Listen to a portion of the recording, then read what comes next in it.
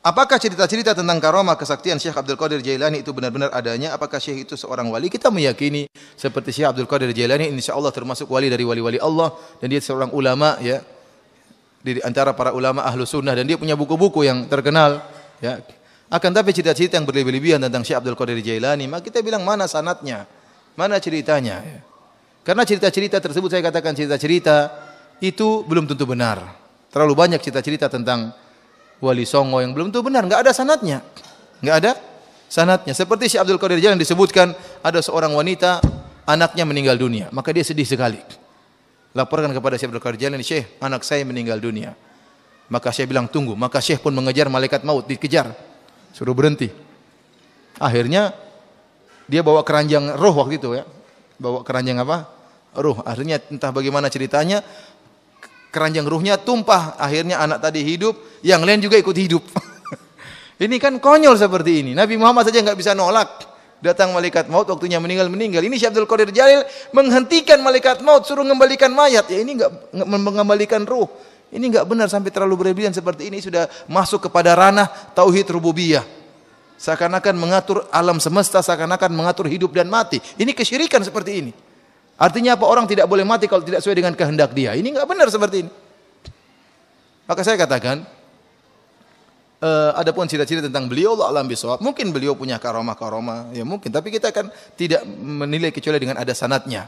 Kalau ada sanadnya, cerita tersebut dengan sanad yang sahih, bisa dipertanggungjawabkan. Ya. Tapi adapun cerita-cerita berlebihan seperti tadi, maka tentunya tidak benar.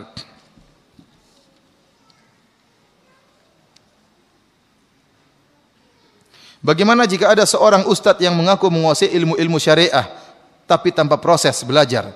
Istilahnya memiliki ilmu laduni, apakah ini termasuk karomah juga? Bisa jadi ustadz tersebut bohong, bisa jadi dari apa namanya? Dari syaitan. Ya. Ingat Rasulullah SAW mengatakan innamal ilmu bitta'allum. Ilmu itu diperoleh dengan apa? Belajar. Kalau begitu caranya buat apa Rasulullah SAW mengatakan man salaka tariqan yaltamisu fihi ilman sahalallahu lahu bihi tariqan ilal jannah. Barang siapa yang menempuh jalan untuk tuntut ilmu, maka Allah mudahkan jalan. Hadis ini buang aja. Enggak usah jalan-jalan, diam aja di rumah tahu-tahu punya ilmu. Kalau begitu kenapa dulu Imam Bukhari bodoh sekali jalan bersafar jauh-jauh cari ilmu hadis?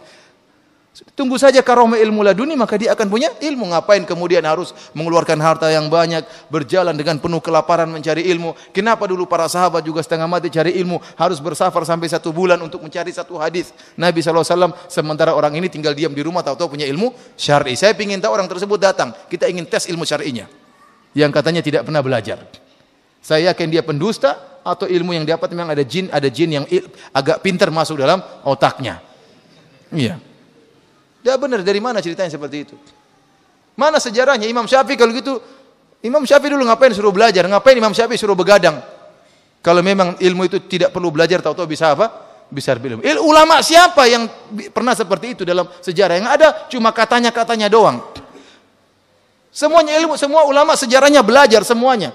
Kenapa Imam Zahabi menulis Syiar A'lam Nubala? Semuanya ulama, isinya semuanya belajar. Tidak ada yang ilmu laduni. Oleh karenanya ini kalam batil. Ustaz tersebut yang ngaku punya ilmu laduni suruh datang ke sini. Kita ingin tes dia. Ilmunya sejauh mana? Pertama kita ruqyah dulu, cek dulu. Jangan-jangan ada jinnya. Kalau enggak ada baru kita tes.